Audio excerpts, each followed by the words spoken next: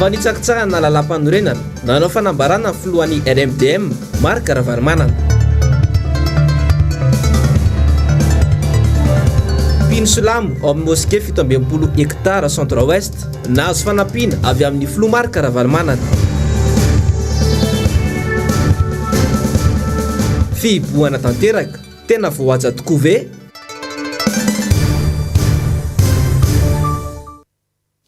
Manotra ny arahaba ombam-piraritso tompoko lasy sy tompoko vavy ho antsika rehetra izay manaraka ny fahitalavitra ny MBS amin'ity harivariva ity. Tonga soa indrainao atao anatin'ny fampalalam-baovao ka manasanao ampanajana sy ampitiavana izay hanaraka izany hatramin'ny farany.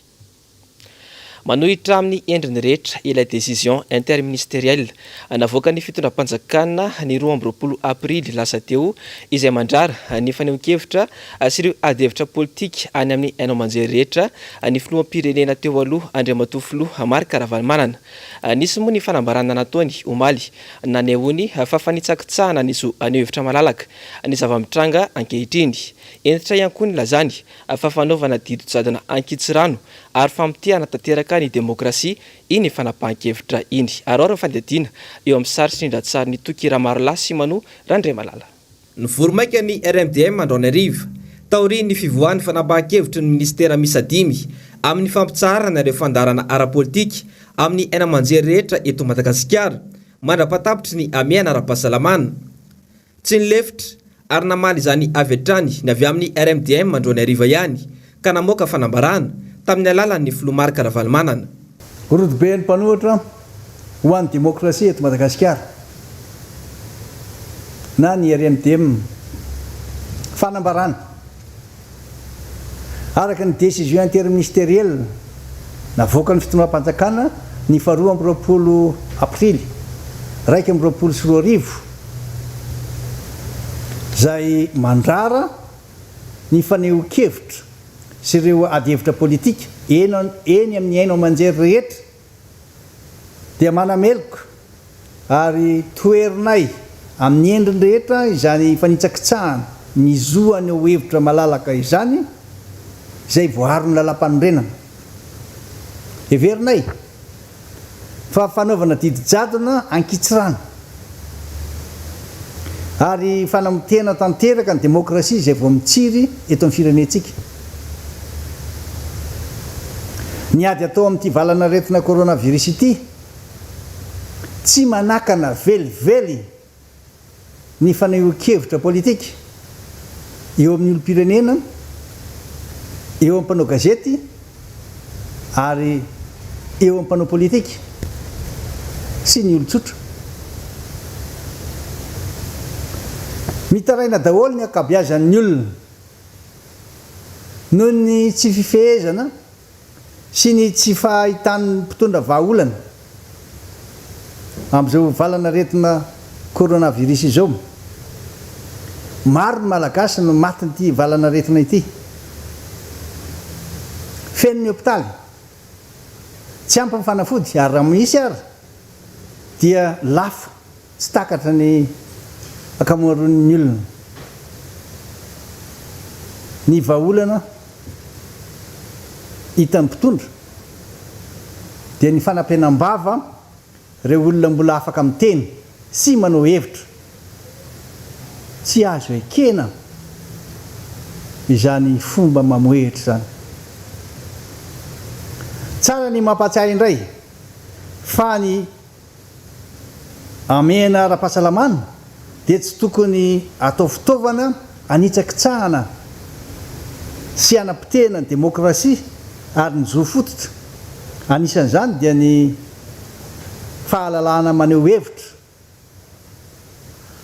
Aoka ny mpitondra tsy anafina ny tsy fahaizana, ny tsy fahombiazana, ny fitavozavozana na ny atlantisme amin'ny fanampenam-bava ny olo-pirenena toy izao. Amafisinay indray fa melohanay ary toerinay amin'ny fomba rehetra izao fanapahan-kevitra diso sy fanaovana didy jadona eto amin'ny firenena malagasy zao. eto ihany koa dia manao antsoavo amin'ny voaka malagasy tsy akanavaka izahay mba tsy anaiky ny fametrahana ny didy jadona eto amin'ity nosy malalatsika ity masina ny tanindrazana ombantsika Andriamanitra. Mazava voalazan'ny filoha Marc Ravalomanana rehetra teo fa fanitsakitsahana ankitsirano ny demokrasia izao ataony mpitondra fanjakana izao.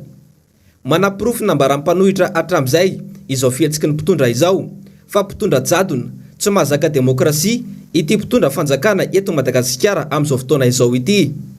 Raha iverenana ny tantara dia ny resaka jadona no nampiaingana ny filoha Marc Ravalomanana nandritra ny tantanany ny firenena. Izy no tena mpanao didy jadona ankehitriny. Efa tsy tenenina intsony ireo karazana tranga miendrika jadona teto amin'ny firenena.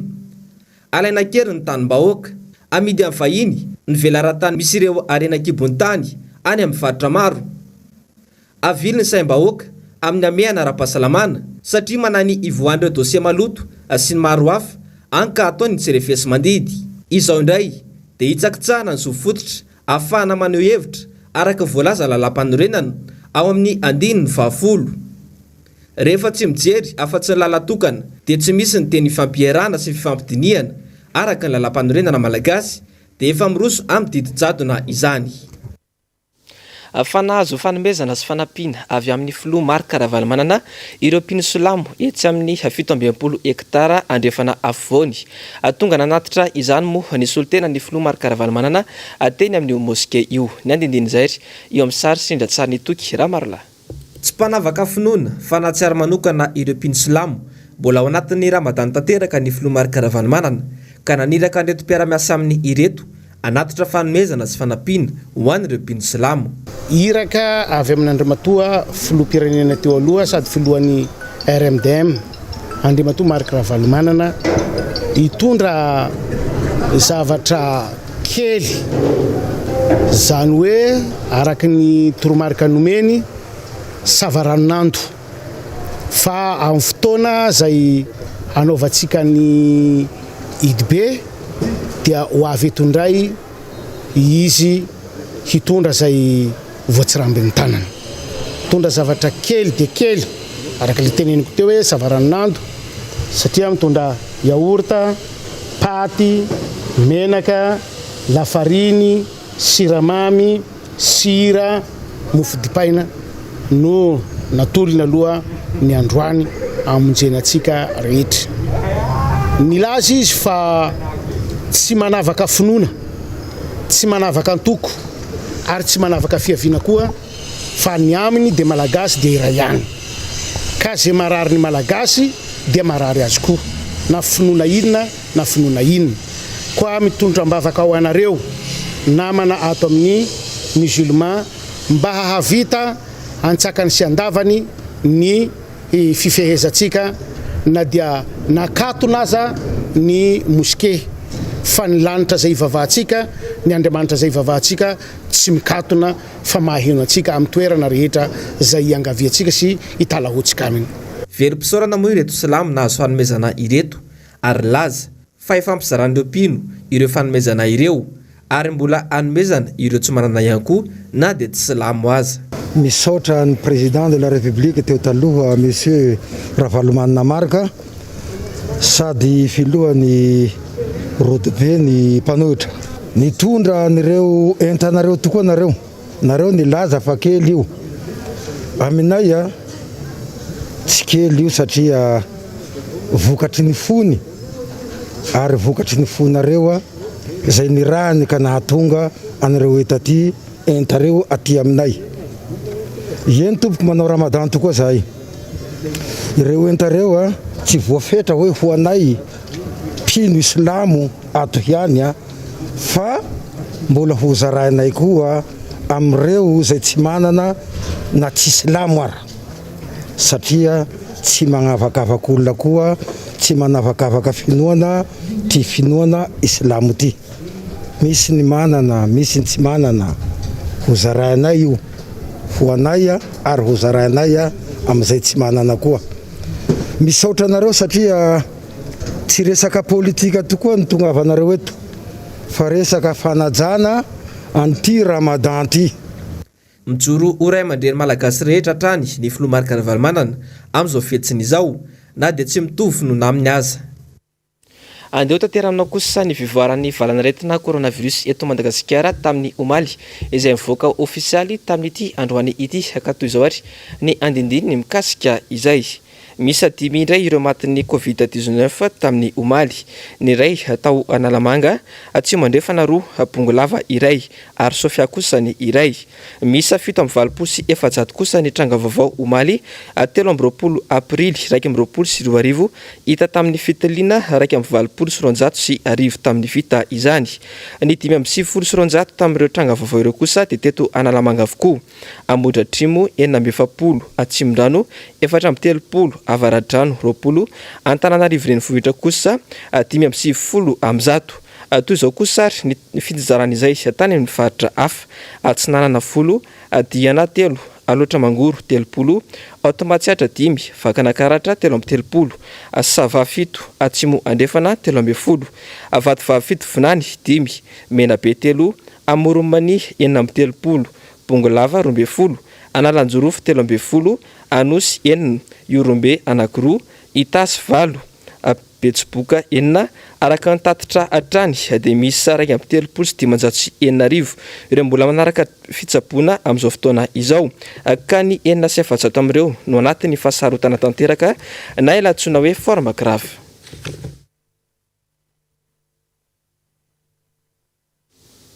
Afaraky ny fepetra izay noraisiny mpitondra fanjakana ho an'ny Analamanga manokana dia fihibohana tanteraka ny farany herinandro nanomboka androany izany. Ny teto-toerana maro teto andrenivohitra ny mpanao gazetinay androany. Voaza tokoa raha ve izay fihibohana tanteraka izay ho an'ny teto Analamanga. Jessica Miray Tahirinena. Sabotsy maraina miditra anaty fihibohana tanteraka Analamanga. Amin'ny folora maraina izao niala tetỳ Anosy be izahay. Tsy maresaka be tahaka ny mahazatra isan'andro fa mbola feno olona mivezivezy kosa nefa. Ny fiara no tena vitsy, feno sakana toy izao ihany koa ny ankamaroany lalana ary feno mpitandro ny filaminana. Dia nirosatra any ny dianay miditra eto Andranomanalina toy ny isan'andro ny fiainana teto.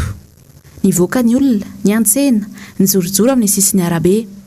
Tsy afaka omaly satria tsy maintsy mbola niasa sy mitady vola. Nisy mpitandro ny filaminana ihany anefa io aloha io fa tsy nahasakana ny olona aloha izany. Niazo anisotro ny dianay, niakatra ny tanimena, hiazo an'Analakely. Nisy karitra, tsy mitovy ny fampiarana ny fihibohana tanteraka teto.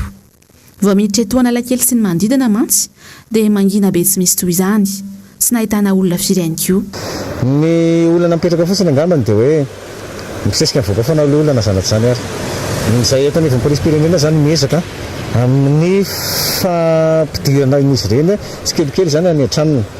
Ny fepetra raisina nefa dia izao ampalalana eto tsara izany ilay izy hoe tsika izany zatra n'ilay hoe rehefa amiray mikatona dia amiray mihitsy izy vao mikatona, fa averiko eto ilay izy hoe amiray tsy misy olona mivoaka intsony, amiray fa mikatona tsisy mpivarotra intsony, izay ilay izy. Fa tsy hoe akory hoe amiray mikatona dia amiray izy vao mieritreritra mikatona, amiray lory vao mieritreritra ny dia hody. Marina izany.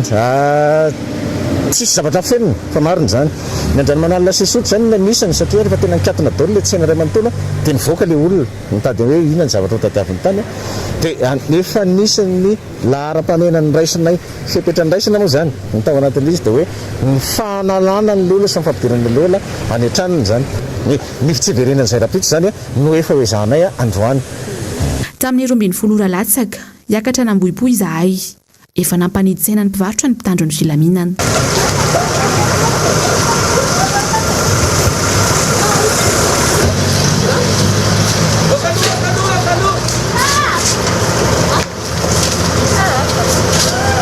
Anisan'ny nanaitra anay ihany koa ny nahita ireo olona nangon'ny mpitandro ny filaminana teto Andohananalakely. Raha ny fanazavana ny meny polisy teto dia efa tsy tokony hisy hivezivezy intsony tamin'ny 12 sy 5 izay ny teto. Nosavaina sy nanontaniana ny anton-dia avokoa ireo olona ireo. Ka izay nanana izay anton-dia sy alalana manokana izay ihany no afaka nandeha. Tsara ho marina fa misokatra hatramin'ny iray ora atoandro ireo mpivarotra ny zavatra ilaina amin'ny fiainana andavanandro.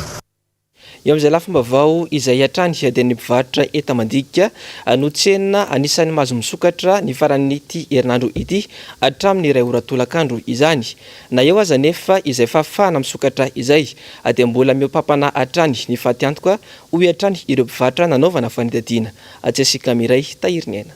Araka ny nambarany faran'ny herinandro lasa teo dia ao anatin'ny fiboana ny faritra Analamanga, Androany Sabotsy sy ny Rampitso Alahady. Manana lalana isokatra hatramin'ny iray ora atoandro ny tsena kely Isapokotany. Fanararaotana izany satria tsy ny rehetra no nanana izay lalana izay. Saingy raha ny fanazavan'ny mpivarotra dia ny tsena mihitsy no tsy mandeha intsony tao anatin'ny iray volana izay. Dia vao miany ampy ity fepetra ity, faty antoka hatramin'ny antsasany no tsy maintsy iainana. Tamin'ny herinandro ity izao tsy dia nisy tsena mihitsy. Nanomboka tamin'ny latsinainy mandrapatonga ny tamin'ny lakamisy teo fa tamin'ny maly vao nisy kely. Mahafaty eo amin'ny valetsy eo iray tapitrisa arakara eo amin'ny efatretsy eo dimy hetsy matinay amin'izao. Maty sasaka mihitsy izy amin'izao. Misy satria ny olona ne tsy ary mitovy fotoana fafana vidy zavatra dia misy faty antoka zany hoe rehefa zay moa ny lalàna aloha dia zay ny apetraka fa misy faty antoka tokoa ohatra eo amin'ny 3 hetsy ohatran'izany ariary zany hoany zany rehefa farany volana dia mba malafilafo an'izay fa ny andavanandro efa tena sarotra ny fiainana. Izao zany le midy amiray mety eo amin'ny ohatriny eo faty antoka mety tsy mahalafo atsasaka zay zao satria ny olona mazana avy mikarama izy zay vao mividy entana amin'ny ariva tsy zao izy tsy afaka mikarama zany raha ny androany aloha zany efa tsy dia misy atenaina loatra. Tena nangina aloha androany tsisy zao hitanareo zao ny olona raha tsy dia misy mivoaka fa ohatrany hoe efa ny omakomana ihany. Samy atrika irery ny fiainany malagasy na hita izao aza fa fepetra sy ny ampiarahana tamin'ny vahaolana. Hitaraina tokoa moa izany dia aiza any amin'izy toa efa betsaka ihany mantsy izay fitarainana nentina izay. Mamony sofina tanteraka ity ny fanjakana sy ny tompon'andraikitra raha ireo fanehoan-kevitra ny fanesy hatramin'izay. Efa niarahana hita ny fahavoazana sy ny faty antoka nahazo orinasa maro tamin'ny taondasy ka soroiny izay fomba tsy iverenany amin'izany intsony. Ankoatra ny olona lavo ny aretina, potika ihany koa ny toe-karena. Vaovao avy any Ambatonazaka kosa indray dia niteraka fimemenomana ary niatraika avy hatrany tamin'ny fiainan'ny mponina indrindra fa ireo mpivarotra sy ireo mpanao asa tena ny fanakatonana tampoka ny tsena tany Ambatonazaka tany tamin'ity androany ity. Fasiaranana sy tsy fisina avy hatrany no akon'izany fanakatonana tsena izany hoy hatrany ireo mpivarotra ireo. Ary ny fanidadiana nataony namana mpanao gazety Niry Andrenarivony MBS Ambatonazaka. Ny tantsano lasibatra voalohany amin'ny fanakatonana an-tsena eto Ambatonazaka ka manao antso amin'ny mpitondra izy ireo.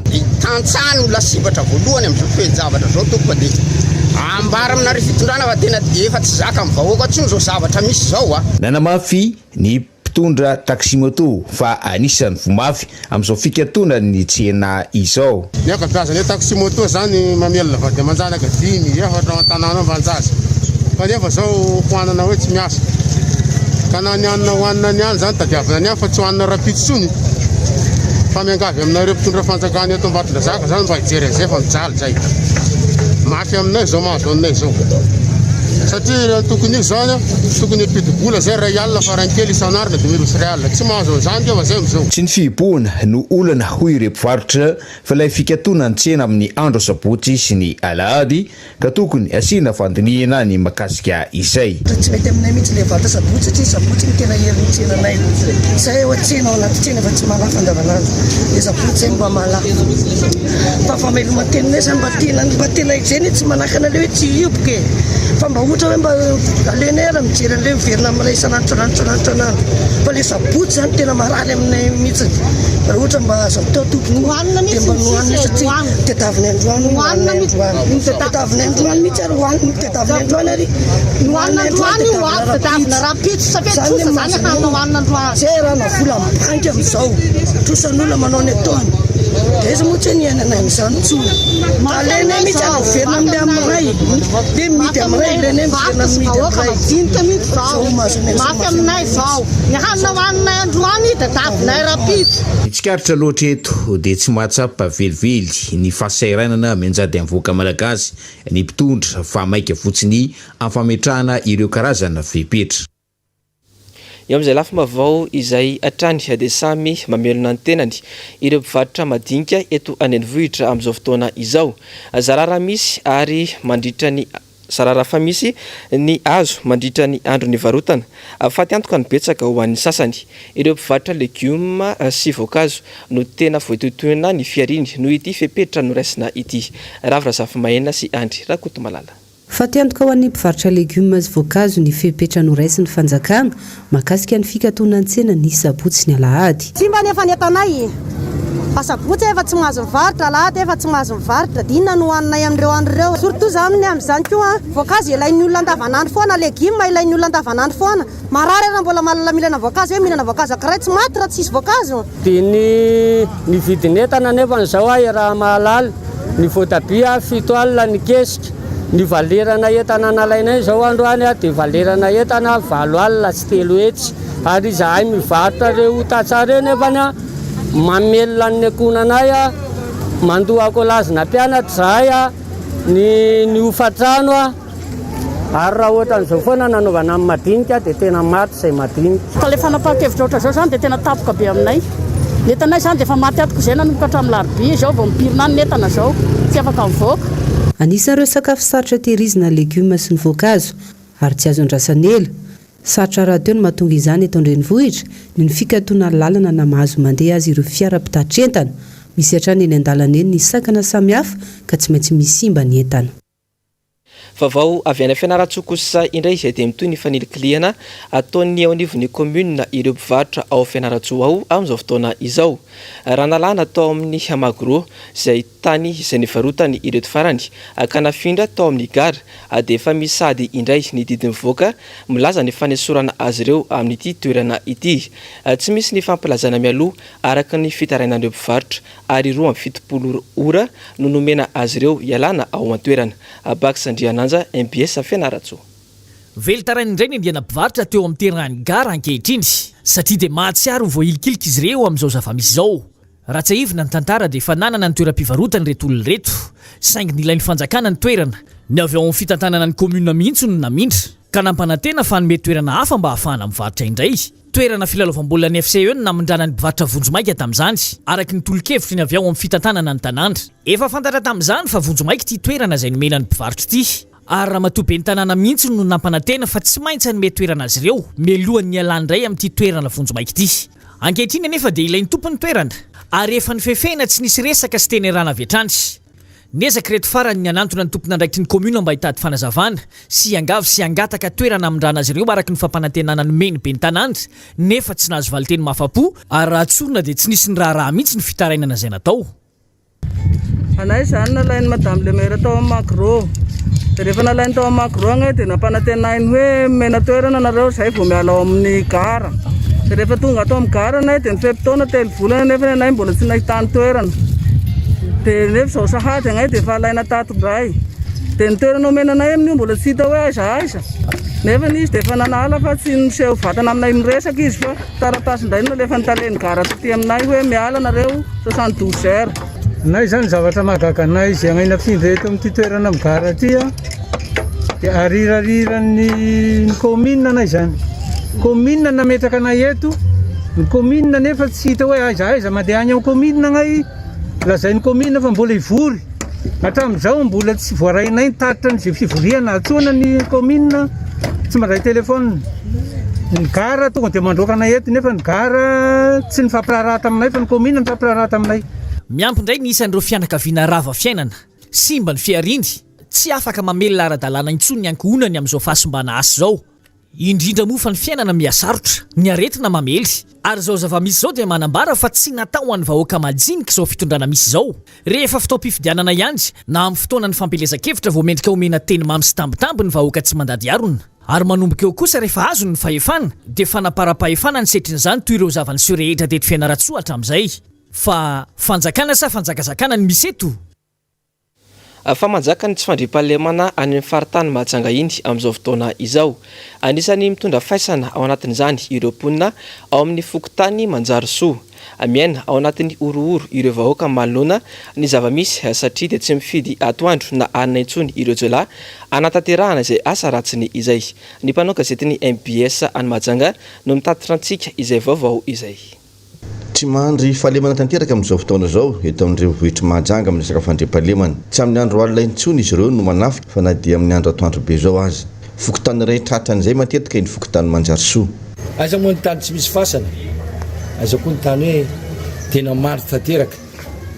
Fa anjaranao izay tompon'andraikitra no mihetsika ihany koa anao izay andro masom-pokon'olona amin'ny fomba izay mahamety azy. Io moa fotoana confinement fa misy koa fotoana ifanarahana amin'ireo mpitandro filaminana ahafahana mijery. Efa tsy mamely zay lahy amin'ny alina ny atoandro indray ireo mamely. Ka dia hitantsika amin'izay fa mijaly dia mijaly tokoa ny vahoaka ary mitady izay mba hoe hiaizany ny antsipazany ka manantena nareo mpitondra fanjakana hatrany izay fanjakana mahefa mba ahafahana mamaha ny vahaolana izay mahazo fokon'olona amin'izao fotoana izao. Maro ny toerana tsy misy jiro eto Mahajanga amin'izao fotoana izao, mahatonga n'izany tsy fandriam-pahalemana izany na dia io aza niezaka ataona mpitandro ny filaminana. Tany Jakarta renivohitry Indonezia ireo mpitondra firenena any Azia atsimo atsinanana ary natrea ny filohan'ny Birmanie androany 4 ny volana Aprily 2020 votoan-dresaka tamin'izany ny ampitsarana ny herisetra fa ihany koa ny fiverenana amin'ny demokrasia any Birmanie taorian'ny fanonganam-panjakana tany antoerana volana vitsy lasa izay. Miala ranombana Toky Ramarla. Manoloana ny krizy atrehan'ny Birmanie noho ny fanonganam-panjakana feno famoretana sy ramandrika nataon'ny miaramila tany an-toerana nanomboka ny voalohan'ny volana febroary lasa teo izay nahafatesana olona mahery ny 700 dia niara-ny kandosy ny takiny ampitsarana ny herisetra ary ny antso fitoniana ao amin'ity firenena ity ireo mpitarika firenena any Azia atsimo atsinanana. Antony iray nanaovana ny fivoriana ihany koa ny hamerenana ny demokrasia ny Birmanie. Tany Jakarta no nanatanterahana izany androany ary tonga nanatrika io fivoriana io ny filoha-mpitarika nyity firenena voakasika ity. Ny anajanona ny tafika birmaniana ny fampiasana herisetra amin'ny endriny rehetra amin'ireo sivily mba hampanjakana indray ny filaminana sy ny fandriam-pahalemana ny Birmanie. Tao amin'ny kabariny dia nanamafy izay voalaza ihany koa ny Prime Ministre Maleziana anisan'ny nanatrika ny fivoriana. Nangataka ny amitsorana ireo gadra ihany koa moa ity farany. Raha tsy ahivina ny tantara dia tsy nijanona teo amin'ny resaka fanonganam-panjakana sy ny fanaovana herim-pamoretana ireo miaramila tany an-toerana fa mbola nandrahoana ny anakorotana ireo faritra ihany koa. Vokatra izany dia olona manodidina ny 5 sy 4 hetsy no nandositra sy ny alakorotana tao amin'ity firenena ity araka ny nambarany mpitondra teny ny firenena mikambana. Marihina moa fa tsy azon'ireo mpanao gazety tany an-toerana natrehana ity fivoriana ity.